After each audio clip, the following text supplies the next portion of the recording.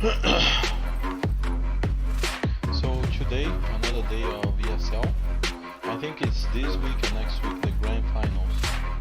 So next week the same time and same manners. So Saturday and Sunday.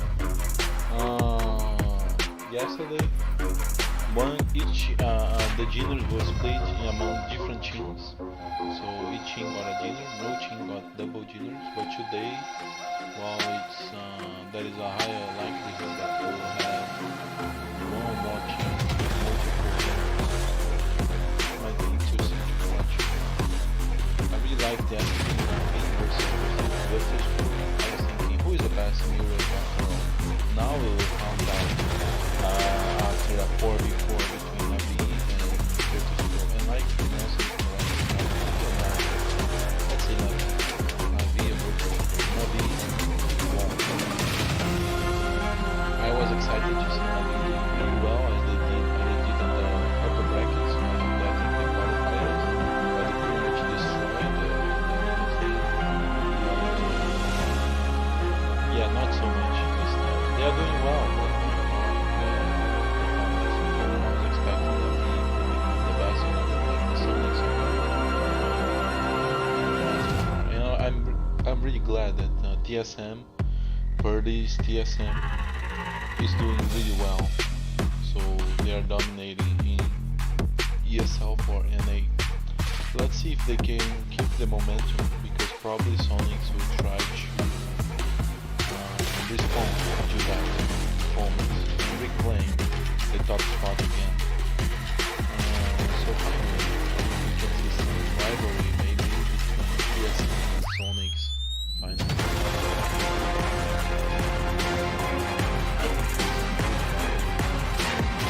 So yeah, TSM 30 and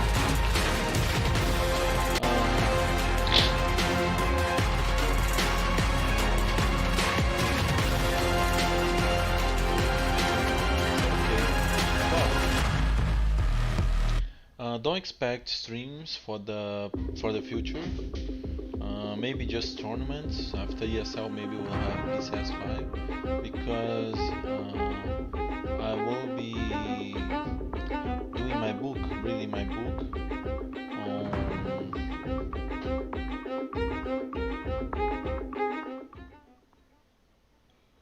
I will be reading my book on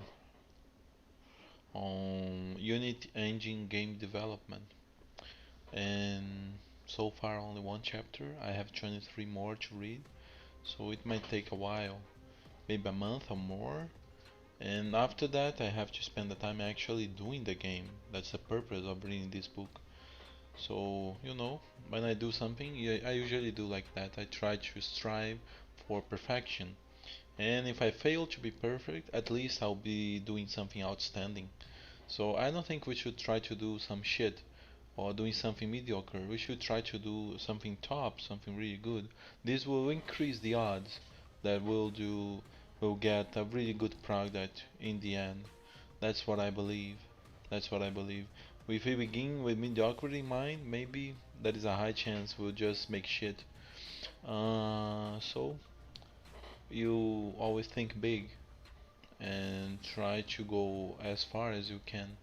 It doesn't mean you necessarily will get there, but it's worth trying and might give best results.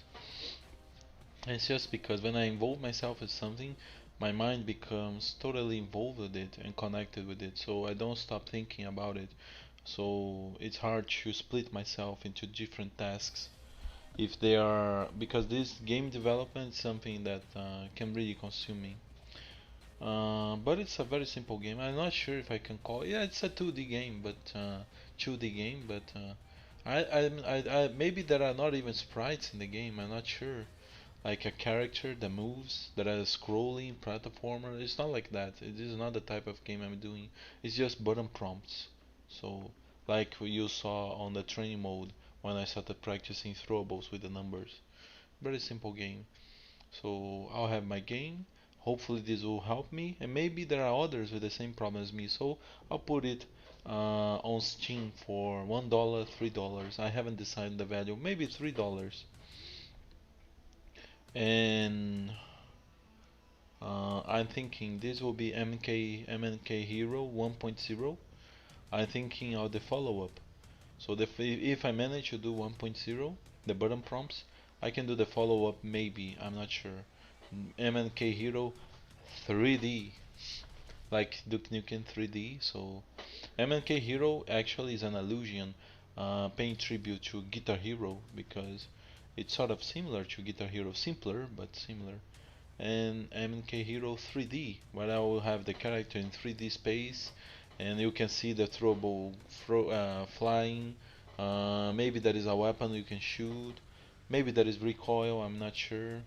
There is a like a trail, so you have to follow the trail with the WSD keys and follow the trail and throw the throwables at the same time. Follow the trail and change weapons or use consumables, stuff like that. It's still very simple, yeah, but just for me to learn how to do games.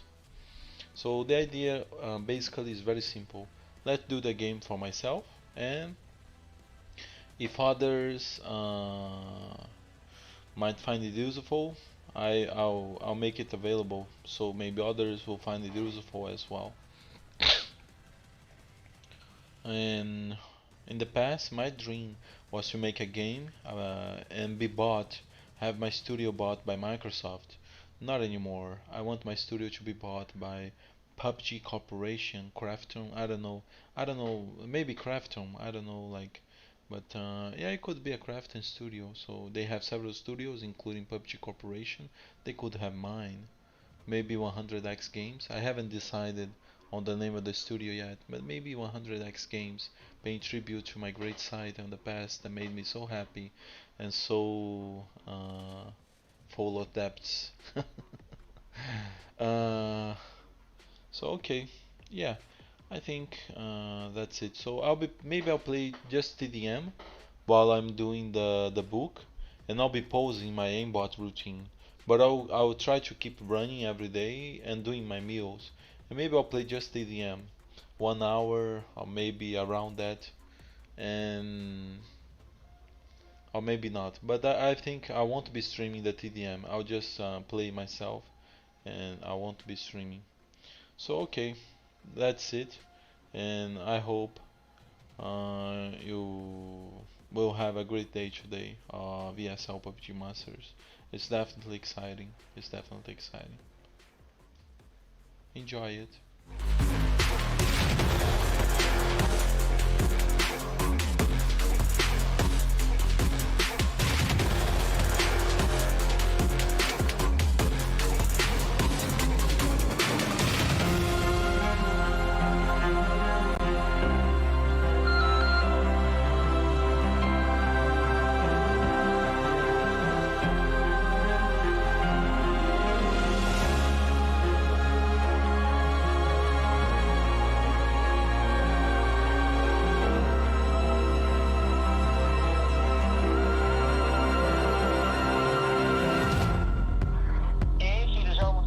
Já.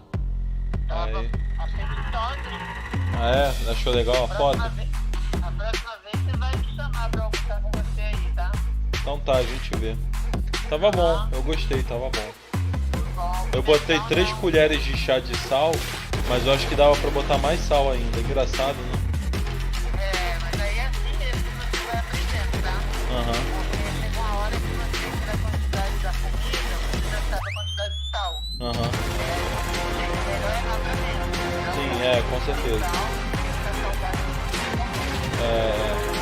Então tá. Tá bom? Obrigado aí pela ajuda. Tchau. Tá, tchau.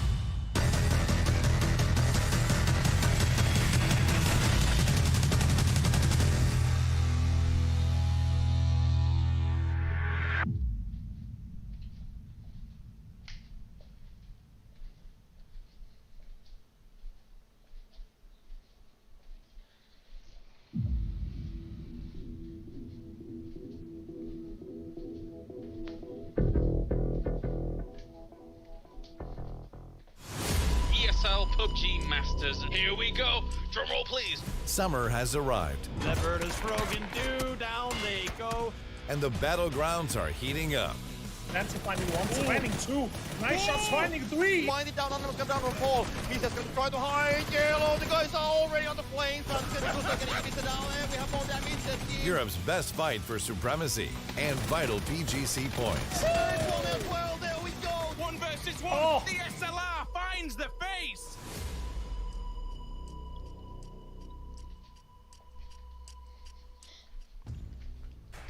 Welcome, ladies and gentlemen. It is day number 2 here for the ESL PUBG Masters Summer. We have already had day number 1 conclude of our grand final so far in this particular weekend, and Redline sit atop the pack right now. Who is going to be challenging them? That is the big question for today. Yesterday we had 6 different chicken dinner winners, and today we'll find out who's going to be able to rack up more chicken dinners as well. My name's Kyle Harris, your host as always, and joining me for the ride today we have 2 lovely gentlemen. We have Orlando Bloom's stunt double joining me, as well as Mr. Copter. How are you doing, Toby? I'm doing just fine. Last time I was... Oh, I guess Orlando Bloom is part of Pirates of the Caribbean. That's what you went with then. Yeah, okay, I get it. I'm good.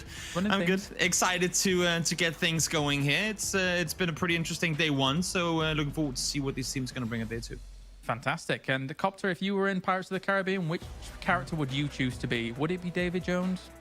No, I guess I would be still the Captain Sparrow, of course. I think that's the natural choice here.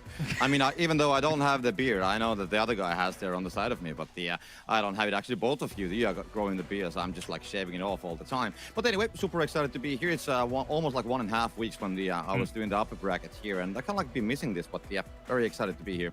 Yeah, now that you mention it, it has been a little while. I know that you were vacationing briefly. I hope you had a good time with all of that. But we're back to business because we've got PUBG coming at you here for today. Let's take a look at the format and re-jog your memory as to how we got here so far. We went through the qualifiers way ago. And then briefly before all of that, or after that, I should say, we had our upper bracket into lower bracket. And then yesterday, we started the grand finals off where our 16 teams from the upper bracket and the lower bracket conjoined together to make one abominationable mass, and I don't know what I'm talking about here. We had 6 games yesterday, and we're gonna have 6 games today as well, and that will conclude week 1's worth of this grand final here, Toby. And there's a lot to play for, because once you finish today's games, you're effectively racking up prize pool to move on. Oh yeah, it's massive, and I mean, for us coming in and kind of taking over the Sunday cast, I wouldn't have it any other way than not having a single team win 2 matches yesterday, because it really is up for grabs for everyone from Redline in first to Entropic down in last place right now. Literally everyone can go out and win this week's games. Yeah, absolutely. There's a lot to play for as well. Let's take a look at that prize pool in question, because of course we narrow things down to what is grand final week 1 and grand final week 2. Then we have our special prizes, and if you gain enough money to become number 1 throughout grand finals week 1 and grand finals week 2, you get an extra $10,000 on the board. So there's not only plenty of prize pool just for placements to play for here, Copter, but also some special prizes if you can shine in particular ways. Yeah, true. I like the bonus, like the 10,000. Of course, everybody likes $10,000 easily, but still, like that. Yeah, usually, we just collect the money from the placements, and then you get some amount of money. But now we have like these bonuses, and of course, then we have these special prizes, like you said, like the most kills overall, the most kills in one match, Erangel, Miroma separated, and of course the best standout team as well. Yeah, definitely so. I'm keen to see who ends up winning the most chicken dinners on Erangel and the most chicken dinners on Miramar, to see who the kings of their respective battlegrounds here throughout the tournament as it does stand. So that's how the prize pool works, of course, and we will be seeing who gains the most prize pool to eventually crown themselves the champion here throughout our 2 weekends. Now, let's take a look at the standings, because we've already mentioned it multiple times here. Redline currently sits at the top with first place, 36 kills to their name. And as you mentioned, Toby, of course, we only have single winners throughout those 6 chicken dinners, but also teams like Virtus Pro Digital Athletics, big kill counts that if they get 1 chicken dinner on the board, we could quite easily see them leap up to number 1. And that's the scary part, right? I mean, even though you're up there in your first place right now, it can kind of be, I don't want to say for nothing, because having a kill or having a win already and the amount of kills that it seems like Redline and FaZe and Na'Vi all do is absolutely amazing. But knowing that you have the likes of VP just waiting to grab a win today, that's scary. And the fact that they've been able to maintain the kill count as well. I mean, one thing is if it was VP no kills and also kind of low on, no wins and also low on kills, then you wouldn't be as worried. But seeing them being literally second in kills overall, and I want to say just one game away from a potential win, because every game is a potential VP win, just like with many of the other teams here. That's got to be scary, even though you're already at the top of the beautiful. Yeah, I mean, even, you know, that Na'Vi versus VP finish yesterday, seeing them kind of clump up the way that they did, maybe they could have made a bigger meal out of that against Na'Vi, but Na'Vi's just an outstanding roster on the field anyway. Likewise, FaZe currently in second place, but I think it does bear repeating here, Copter. Redline, brilliant performance yesterday, pretty damn good performance in PCS4 as well. And speaking to Ivers, you know, that team having come together had a very serious talk about what their prospects are, where they can kind of push things. Redline could quite easily be going to the World Championships at the end of the year. It is definitely possible. I've always liked Redline as a roster. I mean, the team, they have been, they have been together for a long time. They have been playing, and in the past, they had, some variation on the results. But now, lately, they have been able, just like you said, they found the performance on the PCS4, and now they are finding it on the ESL as well. And that is definitely good, because I think between the PCS and between the ESL, what we have seen on some of the scrims and the practice matches, I don't think that they have been actually performing on the level which they did on the PCS4. So I think that there was like a minor slump after the PCS4, but yeah, now they're back on the action. And one thing about the Digital Athletics and the Virtus Pro, which we already did mention, but the average placement, actually Digital Athletics, they had the average placement of 4.8. So that's basically all the time hitting the on the good placements, and Virtus Pro just behind them as well, like a 5 point something. And I think that they had at least 3 top 3 finishes as well, including some top 2s as well. So definitely, just like you said, they are definitely closing on that chicken dinner. So I think that they already have like the heat on the oven. Yeah, I definitely so. I like that stat that you bring out, and it kind of casts our mind back to the previous stage, right, Toby, where we see Digital Athletics get second place, and of course in this format, a lot of the times that doesn't really provide the full fruit that you want it to here.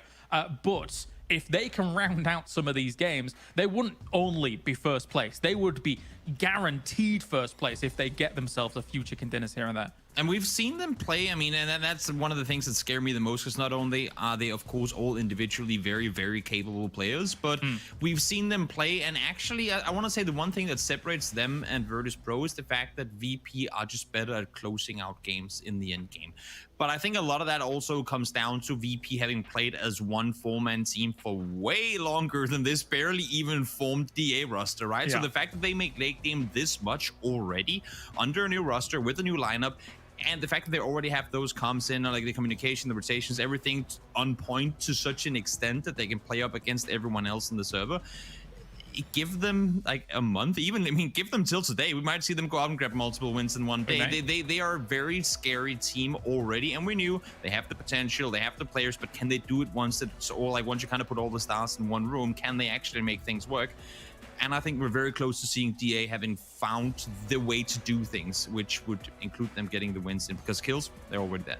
Yeah, absolutely. We saw certain situations yesterday which were a little bit unfortunate. For example, them crashing into the same location at the same time, like the power grid ending, for example, that was just off the wall. It was a bit ridiculous, and you know, those kinds of things happen sometimes. But yeah, I think we're expecting big things from DA.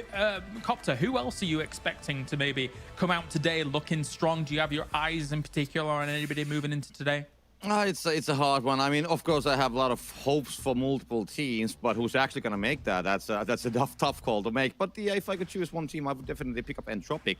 They're currently sitting on the last of the scoreboard, but we know on this format, I mean, things can change. One chicken dinner changes so much, and we saw on the lower bracket, how was it, 3 or 4 chicken dinners getting out of the best of 12 series. So I mean, if they can repeat that performance, I mean, on the last day of the first final weekend, that would be definitely something.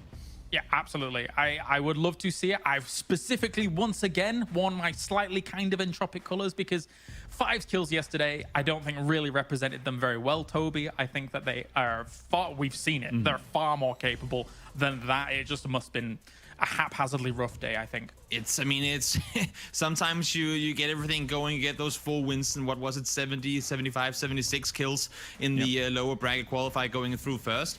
And sure, there were some heavy hitters that weren't playing in the lower bracket, but still, when you're able to put up those kind of numbers in a lobby that is still very, very difficult to play, you would be expecting them to put up better numbers than they were yesterday. And I agree with you, it must have been one of those circles weren't going our way. Everything we tried to do ended up not working out. As you said, with DA, sometimes you crash something that in literally 15 out of 16 other games would have worked out just fine. But that one time you did it there, it didn't work. And when you have enough of those in back-to-back games, it can become very, very, very frustrating as a player. And I hope that from yesterday's games to today, they will have managed to do some sort of a full mental reset and just get things going again. Circles were wild as well yesterday. I think that probably didn't help a lot of situations. I think it's fair to say. So, I mean, coming into this as well, when you think about who has been performing, FaZe is definitely up there as well, looking pretty darn good. We're just 30 seconds out from the game, I do want to say. We have 6 maps coming at you today. We're going to have 3 of Miramar, the new Miramar, by the way, and then we have 3 of Erangel afterwards. So, be ready. We're back-to-back blasting through these games like we have been every other single day, as 16 teams are going to be competing, and this is the final day for them to get good money on the board to try and push themselves to #1 here in the grand finals, at least for this weekend, and then we'll be rolling into next weekend. For now, though, I'm going to leave you in the very capable hands of Copter and Toby as they bring you Miramar #1. Let's do it.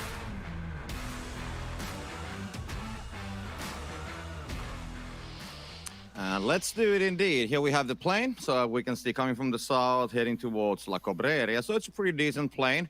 Most of the teams should be able to find their places. I think maybe some teams who are used to play on the eastern side, but I don't think that we have so many teams actually who are used to play that one. So we should be fine with it. But yeah, what do you think, Toby? What's going to be the who's going to be the problematic team to find a place? It's gonna be fun to see how. I mean, for a team like ENCE, for example, they love going out towards the east. They have alternative drop spots as well. But for them, are they willing to stretch over the likes of Los Leones? Do they opt to go elsewhere? It seems to me like they are going up towards the north, which makes perfect sense to me. We have seen it before where teams try to do these stretches to get to their, I guess you can say, usual drop spots. But for a team like ENCE, for other teams that tend to loot on the edges, they also know that there will be far too many planes that won't allow them to go where they usually would, where they're forced to go elsewhere. And ENCE have a strat of going elsewhere, and most other edge teams do as well. Yeah, that is the Oasis area. Actually, I think that they didn't do the Oasis backup let's say a year ago. I think they had another backup location, but I can't remember. But it doesn't matter. Anyway, they will find a place. There's also one player from Augles. I think did he actually come there by mistake? Yeah, because the rest of the team is actually on Minas General area. So he's scouting. Yeah, scouting I forgot the circle. something on the plane. The direction. Yeah, but the circle pops out, and we can see, well, it's a southern, a little bit more on the west as well. Scar on the middle, plan B not that far away from it. But the interesting fact about the circles, actually, we touched them very briefly on the studio. But what I also did notice yesterday that I think Squeaky! Oh, no. Oh, that's how you start a game. I mean, he's got to be feeling happy. So, yep, this is our area. Don't come here.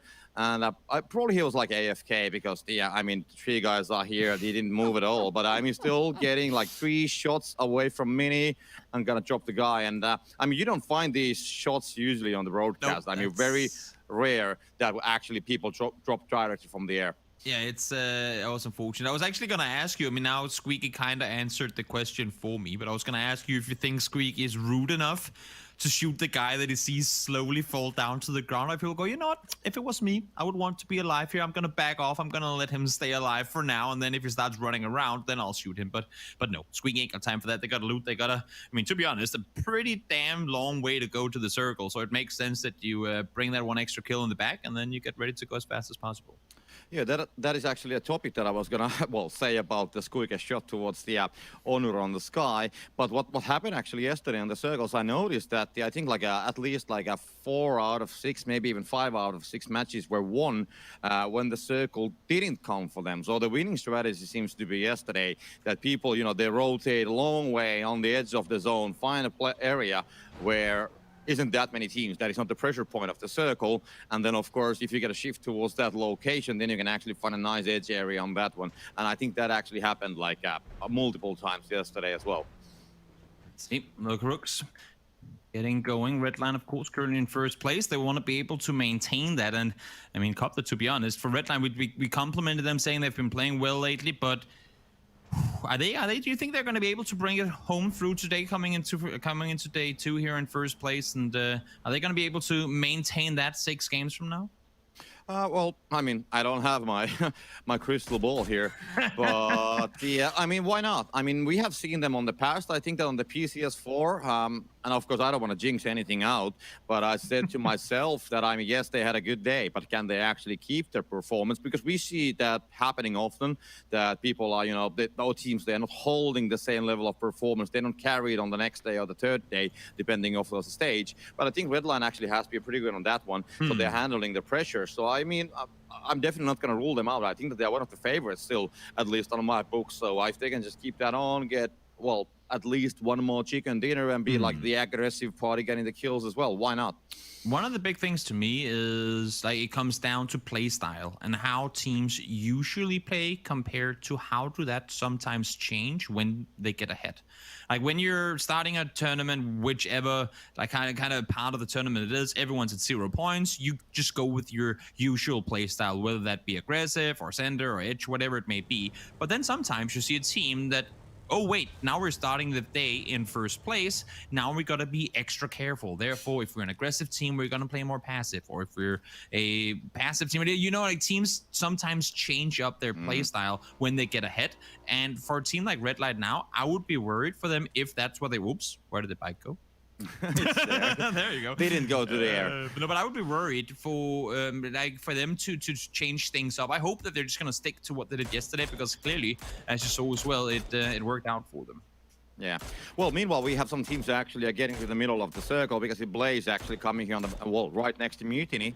We also do have Scar, Liquid not that far away, Plan B also. All these teams are currently on the middle. Redline's going to be having their place. They're a little bit more on the southern side, as we can see now on the map as well. Vertus probably more on the northern side, because if FaZe leaving from Montenuevo. So we're pretty much 5 minutes on the clock, and that, of course, means that it's going to be time for some rotations. Let's see, everyone making their way down. It was a pretty far south circle, but then again, a lot of these teams that opted to go elsewhere than what they normally would, they also did land towards that south side, whether it be them predicting things or whether it just be good fortune. I couldn't tell you, but the circle does go south, and as you can see already now, Copter, there's quite a few teams down here already who are really sort of taking up a lot of control in the center, especially, I mean, if you look at Redline, if you look at Sky Esports, even though they're split very thin, if any one team, let's say, rotates in from the east or like the southeast at one point, if 1 or 2 of these players start shooting, I feel like also because we are now playing the most chickens format, it's simply too risky to hope that it might just be a split of 2 players shooting at you and that you can actually pretty easily passage through, because the risk of that being a full 4-man team waiting for you somewhere inside the circle when you get going, that's in my opinion too risky. I think most teams would just turn around and go elsewhere. Yeah, of course they want to come towards the middle, but it's also about the high ground, because yeah, there's so many valleys on this area, and if the next circle like shifts very heavily, let's say east, west, whatever direction, and then you need to come down from that hill, and that's the problem usually, then of course you got to be very vulnerable at the moment when you are coming down from the hill. So people want to have places where you can actually scout the information and kind of like do the rotations easily if the circle shifts, so that yeah, they're going to be exposed on the rotation. But we just have to wait and see. It's so hard to tell. But like I said about the circles yesterday, it actually wasn't that many teams who actually won it from the middle of the circle either. I mean, it was like a phase 3-4 when they actually went like more closer to the circle, and they didn't like stay completely on the edges, but yeah, they like came a little bit late on the middle of the circle. One of the main difficulties of this, I would say, is in this area in particular, once we head down south of Chumacera, now you said, I mean, rotate phase 3, rotate phase 4, because of the terrain, because of there being so many areas of this map, now even more so now that we're playing on the remastered Miramar, where you have these cliff sides or cliff faces that you really can't use for anything other than driving up or driving down. there actually ain't that much space you can really utilize, and therefore, I mean, I think for quite a few teams, come phase 4, you aren't really in a position where you can use those vehicles for cover, or for rotations, just because there's already too many teams nearby you that that could pose a threat if you were to rotate with vehicles. Yeah, I mean, at this point, only on phase 1, I mean, if you're gonna lose your vehicle after you do the rotation in the middle, you're gonna be in trouble. So you have to make sure that the vehicles are, well, safe, of course, and then later stages, you're gonna use them as a cover when we go all the way, like phase 6, 7, whatever, later. Anyway, Squeaker's gonna be getting a knock as well, and the flush Novik's gonna fall down, so Squeaker's gonna get the second kill as well. So 2 guys are dead, and both kills made by Squeaker, 2 different teams as well. So En's is gonna find Entropic, and we spoke about them. They are actually currently there on a little bit on northern side. I think that the Entropic actually had a problem as well, because the ENS is actually currently, as we can see, just coming from the power grid area, and the rest of the Entropic, they are almost in Chumachera already. So they find another, solo player. I don't know if it was disconnected or what was the case there, but yeah, anyways, they will get a kill. Yeah, he was up on the rocks, kind of overlooking down towards VP, and Squeaky did a nifty backstab on him there. So I don't think that was a case of disconnection, just a case of Norwich looking inside the circle while there was still a team rotating behind them, which I don't think he was ready for at the time. In the meantime, Ghost up looking over the top. Ooh, okay, a little worrying, looking down towards QBE because he's clearly ready to take a fight. Gets him down to just under half HP, forced to back down. But for Redline, I mean, we talked about them just before. If you look at the map as well, they're very split right now. And if FaZe realizes this split, they might just full speed send it down to one of the compounds. You can see Lukarook's there, kind of playing it safe, and they have a decision to make here depending on where the next circle goes. Yeah, I mean, he's definitely in trouble. Oh, the circle's going to shift a little bit more towards the north. Maybe a little bit more, actually, what the teams were expecting, because usually it comes a little bit more on the southern side of Chumachera on this kind of circles. But yeah, that's the case. And this actually might help Lukaroks, because I think FaZe want to move pretty fast as well. And now we can see ENS taking a compound. We can see Virtus Pro actually coming to the same place as well. Well, they're going to go past. It seems that there's going to be a couple of the shots fired by ENS, and they will just go past. So there's not really any major incident or crash happening for now. No, I mean, VP actually had players in the compound that ENS just pulled up on, but opted to disengage. Again, we know Batulins and the VP team, they're not usually a team that want to fight early if they can avoid it, so it makes sense that they disengage. They had a split of 4 different compounds, so they go, okay, ENS is coming to take one of them, we'll just play the other one that we have available as well. So still in a very, very decent position. Yeah, true. But there's probable final place there on the southern side of them. We can see a Digital Athletics actually doing an eastern rotation. That's going to be fine. And the FaZe and Redline situation, as we can see, Lukarook still inside of it. But FaZe, they are taking the vehicles and they're going to leave. And Lukarook just watching it. But meanwhile, we do have Digital Athletics and Blaze. Rip, what do you do here? You got your teammates nearby. Let's see if you can hold this one off. Pixel throws a nade on in. Shang and Vat comes down to help. This could potentially work out really well for DA, depending on how they push on through here. They opt to go up towards the roof. They look down Pixel. Gets eyes down, doesn't spot one initially, but here comes Shang. Jumps down, finds the first one. One down, 2 down. Down goes Rip as well. And this is SMB. Supermassive Blaze in trouble early on. Yeah, they only had 2 guys on the compound, so that is cleared, and already Apocalypse and Hugh, they are quite far away. They're actually traveling towards the south, and Digital Athletics, they will just take the possession of the compound, and I really like to see the aggressiveness from the Digital Athletics on this situation. I mean, they got a lot of kills yesterday, and now they just continue from there, and meanwhile, as we can see, Blaze, they will find some other trouble as well. There's a couple of the shots coming from Mutiny, I think, and yeah, I think that they were actually shooting towards the compound, but yeah, they should be safe, and they find nice hard cover, pretty far away from the middle, but there's no other teams on the area either, so they're gonna be fine with the team and stack. Yeah, I mean, we talked with James in the pregame about with the whole pull-up situation on the power grid yesterday, how that was kind of just unfortunate timing on their behalf, and this one was perfectly timed. I mean, they pull up on the compound just as 2 of the players from Blaze has already left the compound, so what ended up becoming a 3 or 4 versus 2 worked out really well in their favor. So getting 2 kills, don't lose anyone. Good positioning, and now, as you can see here, FaZe, Copter trying to find their way in, and they've actually managed to get around Redline.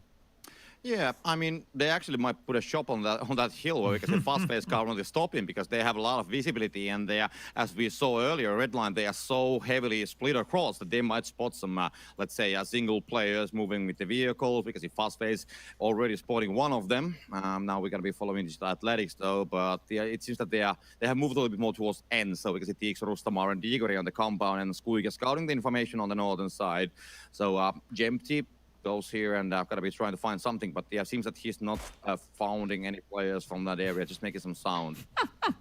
Just to making sure that people know of his whereabouts. Don't want to have a full team pull up in his position. Might want to take off the suppressor if he wants to be even more audible. But let's see now. 8 seconds to go until the new circle pops. 8C still far out towards the east. If this one goes east, I mean, that's FaZe really betting on the right horse. Let's see where we're going. And well, couldn't really have it any better if you're a FaZe Clan fan or a player for that sake. Down towards the southeast we go. Into the open we go. Juma is half out here. And Copter, I think there's going to be a lot of players in trouble from the northwest. Yeah, I mean, one thing about this circle, we can see a lot of compounds outside of the circle. So Chumachera, yes, that is still there, and the compound on the southern side, which is controlled by Ding.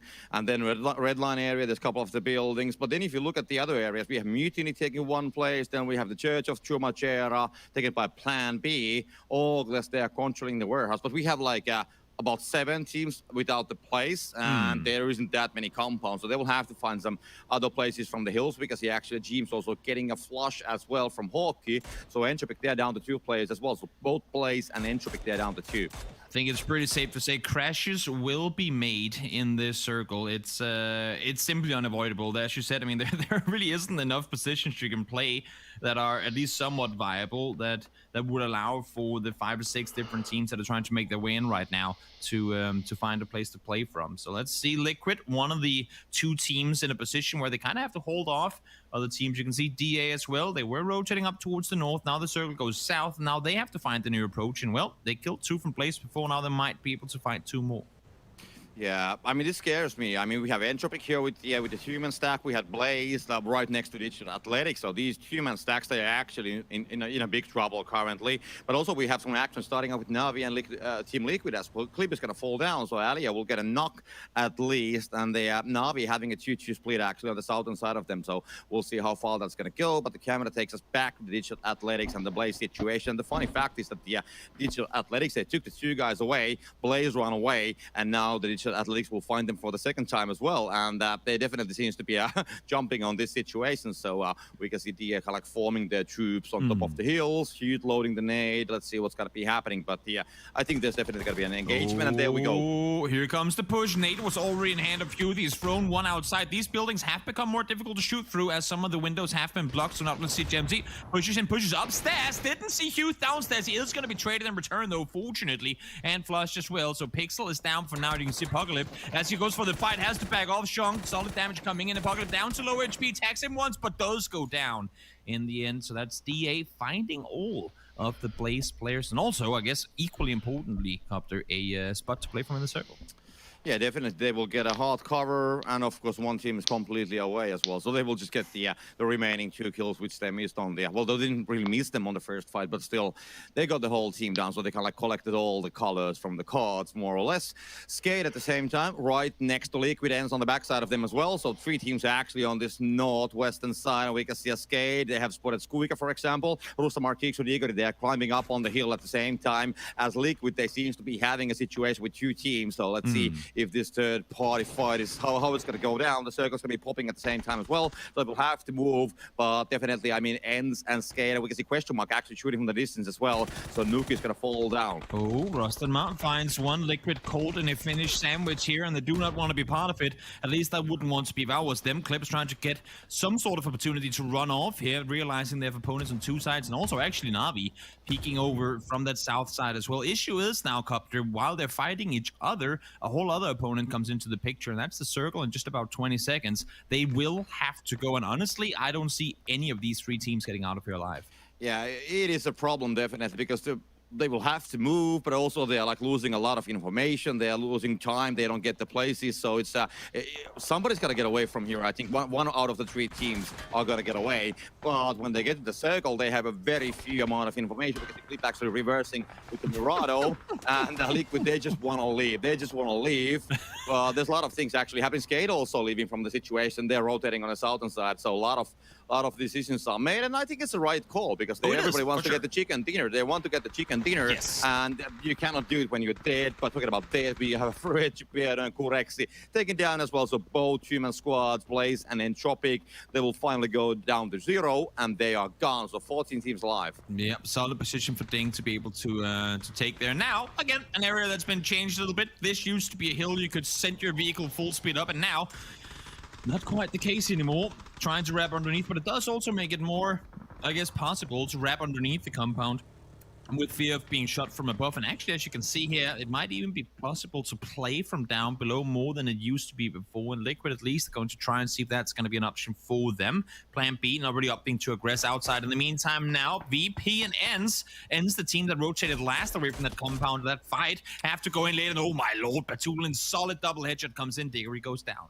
Yeah, every time when you have Virtus Pro on the longer distance, when they have a mini 6-time scope or 8-time scope, they're usually doing a lot of damage because Batuli trying to flush down as well. Diggory and Ends, they will try to defend it. Rustamar right next to him tries to deal some damage and actually gets slowed down as well. Nice shot from Spyro coming all the way, spamming towards the smokes, but that's not going to be enough. But the plan B from the backside at the same time, the Wanderer gets Rustamar, so Ends definitely, they will find some trouble. And the same actually happened to Skate as well. They only have one player alive. So these teams which got out of the northern side, only Liquid has a 4-man stack anymore alive. Yeah, they managed to kind of weather the storm on that one. Squeak, of course, is still alive, but you can see now the Plan B realizes there's no more pressure coming from the direct northwest. They can start engaging in some of these other fights as long as they stay on the west side of the hill.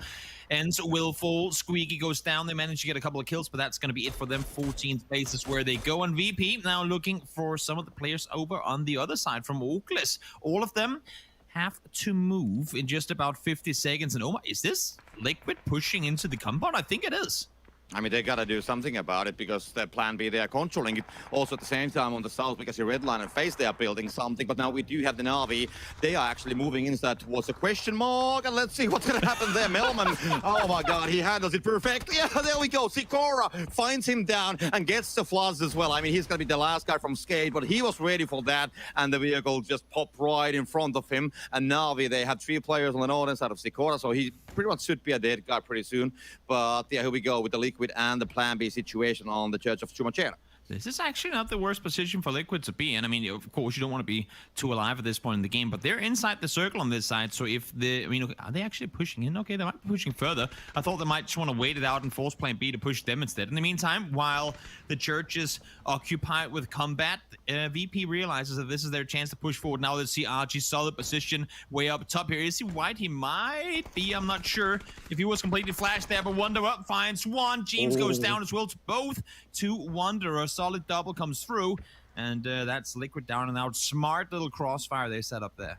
Yeah, I mean, definitely smartly played, and they will keep the 3-man stack. They lost one, I think it was actually Squeaker who got the kill from the 4th person, but only losing 1 and taking Liquid down. And now we can see Skate also taken down. So Quizzy will get the revenge done, and Sikora who got the Melman from that vehicle, he's going to be taken down, and that's going to mean the 10 teams and 36 players alive. A lot of teams here on the side. So we could each of the Athletics, they are really they're looking very strong here. I mean, they're very aggressive, and now FaZe is going to be on the scopes, and if it's going to be DA versus FaZe, I'm just hoping to see that actually happening because they're both such a powerhouses that they can just push that heavily towards the others, and that would be definitely well, clash that I would hope to see. Yeah, we'll have to see if this circle goes down towards that south or southeast. DA are going to be in an absolutely amazing position as long as they get to stay up on the hillside, because once they're forced to push down towards the compound the Mutiny are currently in, that could be troublesome for them. You can see Shung, the DA players, wrapping down in that direction now. Plan B as well. Well, they have to go somewhere. And while Plan A might have been going over to where VP are playing from, because they were kind of hindered from moving when Liquid pushed up towards them, they now have to come up with a new plan. You know, that's a very tricky situation when you're playing that deep right next to the church, and actually the guys from the rooftop, you can actually hide from those angles for a while. But if you want to peek somebody down from that top, then you're gonna be also, of course, very vulnerable on that place. But yeah, meanwhile, Scar, as we can see, they're triggering a little bit towards Ding on the southern side. Circle's gonna be closing just a couple seconds away, and then we'll see what's gonna be the next crazy circle, what the game is gonna be offering to us. And there we go, just a couple more seconds, and it's gonna be in the north, and again, less and less compounds inside. Well, Mutiny, this is your chance to go out and do some damage here. I'm wondering if Goose is going to stay. I mean, looking at him now, he's actually making a little move towards the next part of that garage area. Wondering if he was going to go back to the compound. Maybe some of the guys are going to go over to him. Because, I mean, again, with this many people alive, yes, I know vehicles aren't really going to be easy to maneuver here. You just have to expect for a team to push up, and sometimes we see it work out. The teams make some space in parts of the compounds they don't really care to play too much. So maybe if Goose fell back towards his remaining teammates, they could play from there. Maybe if the rest of them, or at least one of them, pushes over, they could make a more set up two-way split. But now, Orkless, they have pushed into the compound.